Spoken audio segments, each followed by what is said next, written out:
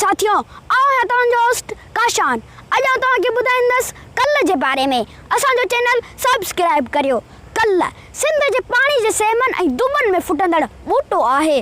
कल्ह खे कुझु माण्हू पन्नी या पल बि चवंदा आहिनि, जंहिंजी माना आहे पननि वारी, छाकाणि त हिन में सिर्फ़ु पन ई थींदा आहिनि, जेके लॻभॻि 5 खां 6 फुट डिघा थींदा आहिनि। अचो तव्हांखे कल्ह जो दीदार करायूं। हीअ ॾिसो, हीअ कल्ह आहे, हीअ वरी हीअ सॼी कल्ह बीठल आहे।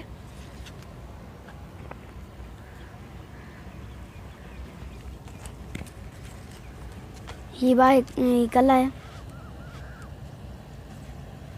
ये भी कल है।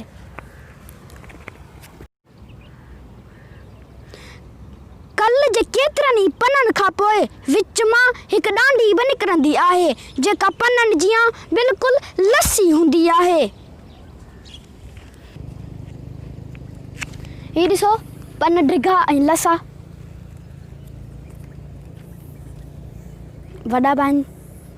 ऐं ही डांडी ये सो ये ता वरी ता सॼी वॾी आहे ऐं लसी बि आहे। ये सॼी डांडी लसी आहे।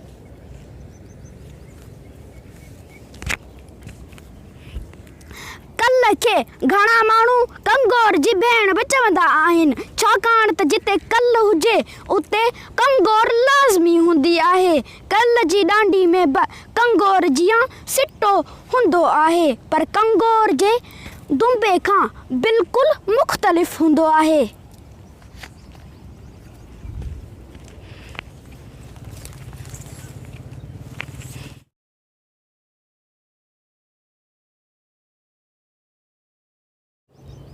ये ॾिसो, ये कल्ह जो सिटो आहे।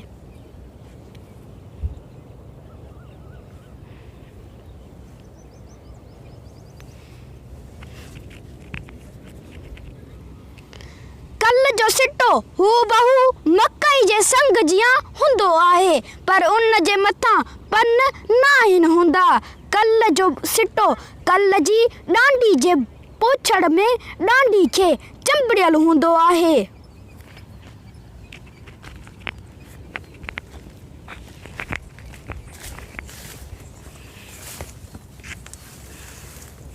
ये ॾिसो, डांडी खे चंबड़ियल आहे ऐं सफ़ा संग जियां आहे, पर हिन खे मथां पन कोन अथसि।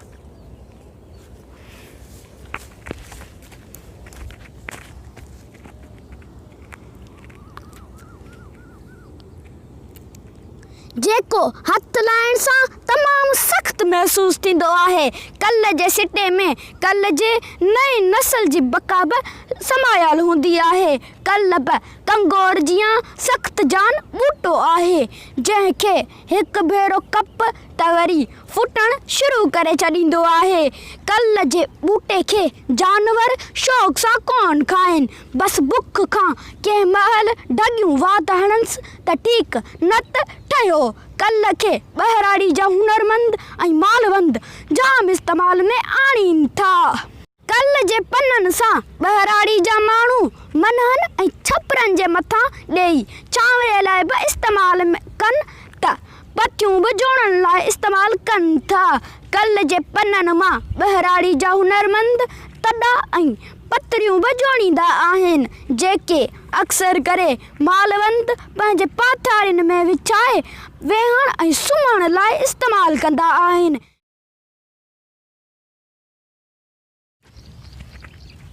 हीअ ॾिसो, माण्हू कपण आया आहिनि। अचो हिननि खां पुछूं था त तव्हां कहिड़े कमु आणींदो कल्ह खे।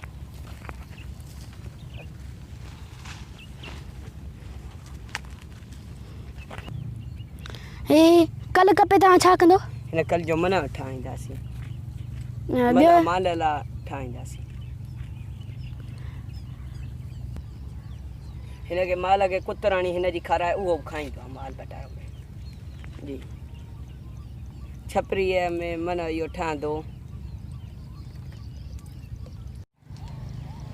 हिते पाथारीअ मां मुराद अहिड़ो आर्ज़ी ई आस्थानो जेको हारी माण्हू जंग में फसल जे संभाल लाइ जोड़ींदा आहिनि, जिते मालवंद माण्हू बि देर सवेर अची ढाबो कंदा आहिनि।